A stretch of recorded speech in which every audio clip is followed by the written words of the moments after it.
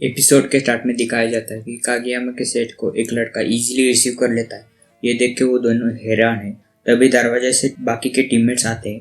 टानाका, बहुत दिनों बाद देखा तुम्हें निशिनोया। निशिनोया बोलता है, तुम्हारा कैसा चल रहा है टानाका। डाइची कागेयामा और हिनाटा को बोलता है, तुम कब इससे मिले नहीं होगे। ये है निशिनोया, सेकेंड ईयर स्टूडेंट। निशिनोया कागेयामा और हिनाटा को बोलता है, तुमसे मिलकर अच्छा लगा फर्स्ट ईयर्स। मेरा एक सवाल है, तुम किधर से आए हो। ऐसा वो कागेयामा को बोलता है। कागेयामा बोलता है, किरीगावा। निशिनोया बोलता है, सीरियसली, तभी तो तुम इतने टैलेंटेड हो। हम एक बार उनके अगेंस्ट में खेले थे, उन्होंने हमें बुरी तरह हराया था। थोड़ी देर बाद निशिनोया बोलता है, तो असाई किधर है, वो अभी तक वापस नहीं आया। डाइची अपनी गर्दन नीचे करता है और निशिनोया समझ जाता है और उसे इसका गुस्सा आता है। वो गुस्से में असाई को डरपोक कहीं का बोलता है। तभी टानाका उस पर चिल्ला के बोलता है, अपने सीनियर को थोड़ी रेस्पेक्ट के साथ बोलो निशिनोया।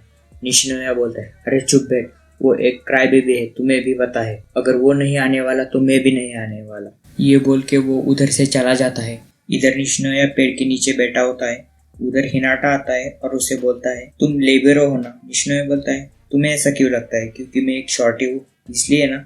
हिनाटा बोलता है, नहीं, बिल्कुल भी नहीं, क्योंकि तुम्हारे रिसीव्स बहुत अच्छे हैं। क्या तुम भी मुझे रिसीव करना सिखाओगे अपर क्लासमैन प्लीज। अपर क्लासमैन सुनते ही अपना निशिनोया पिघल जाता है। ऐसे में बड़ा सख्त लौंडा हूं, लेकिन यार यहाँ में पिघल गया। और वो सिखाने को मान भी जाता है, मगर बोलता है, मैं तुम्हें सिर्फ सिखाऊंगा, मैं क्लब में वापस नहीं आने वाला। रात के वक्त निशिनोया हिनाटा को सिखा रहा है। उधर जिम के कॉर्नर में कोच और कैप्टन बातचीत कर रहे हैं।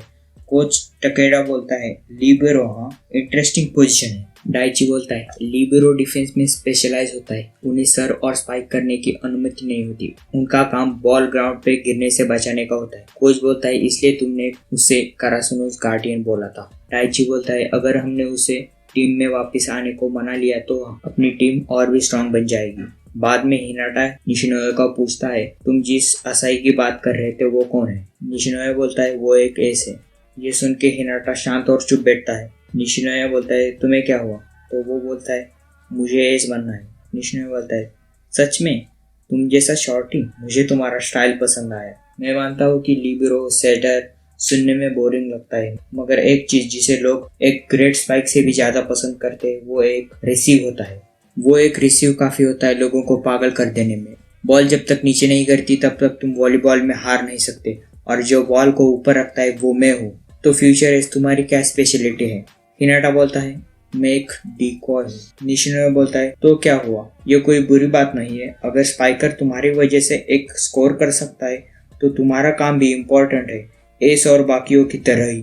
हमें नेक्स्ट सीन में टकेडा एक आदमी से वॉलीबॉल टीम का कोच बनने को बोल रहा है, मगर वो मना कर देता है। वो आदमी फेमस इकाई उकाई कोच का पोता होता है।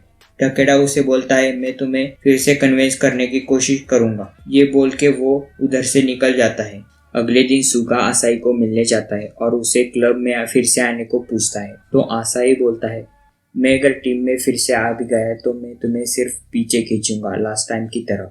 सुगा इस पर बोलता है, देखो, हमारे पास एक ग्रेट डिकॉय है और मुझे ये बोलना पसंद नहीं, मगर एक नया फर्स्ट ईयर सेटर भी है। अब तुम्हें पूरी टीम अपने ऊपर कैरी करने की जरूरत नहीं। तुम और निशिनोया वापस आ गए तो अपनी कारासुनो फिर से एक बार अनस्टॉपेबल बन जाएगी। मगर आसाई उसकी एक नहीं सुनता और क्लास के बाहर चला आता है। बाहर ही हिनाटा और कागेयामा आसाई से मिलने आते हैं। सुगा आसाई को उनकी पहचान करा देता है। हिनाटा उसे पूछता है, तुम फिर टीम में कब आने वाले हो। तो आसाई उसे बोलता है, मैं अब एस नहीं रहा। ये बोल के वो उधर से चला जाता है। फिर कागेयामा और हिनाटा दोनों सुगा को पूछते हैं, उसने खेलना क्यों बंद कर दिया। तो सुगा बोलता है, सच बोलूं तो आसाई को अब खेलना पसंद नहीं। आसाई कारासुनो का बिगेस्ट और स्ट्रॉन्गेस्ट प्लेयर था। वो लगभग सभी टाइम स्कोर कर लेता था, तो हम उस पर डिपेंड थे और हमने उसे एस बना दिया। मगर एक गेम में आसाई के सारे स्पाइक्स ब्लॉक होते हैं और हम हार जाते हैं, तो हारने का कारण वो खुद को समझता है। थोड़ी देर बाद जिम में सारे प्रैक्टिस कर रहे हैं। तभी टकेडा आता है और वो बोलता है, हमें प्रैक्टिस मैच खेलने का मौका मिला है अगेंस्ट नेकोमा हाई स्कूल के।